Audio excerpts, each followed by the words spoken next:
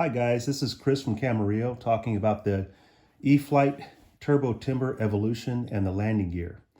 In this perspective, you can see that we've got the broken repaired spring here and the original spring on this side. The landing gear with the original spring looks like it's laying down true. The landing gear on the broken repaired spring has been pulled back in because of the shortened spring, and it's now resting against the stops, and it gives it a funky stance. It's a little bit unstable. The ground handling is impacted, and I just don't like the way it looks. So take a closer look at this. Now we've got the stock spring here and the broken spring here.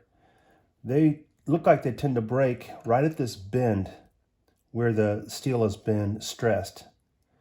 So I took, when I was at the field, and I bent a hook on that and hooked it back on itself just so I could continue flying. The problem is this: the standard spring holds the wheel out and it holds the wheel down on landing. So it's doing two things.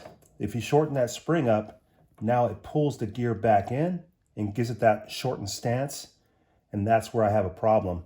This is the physical stop here. What I would like to see is that the landing gear arms would rest on the stops all the time, not have the spring be dependent upon the spring to take care of that.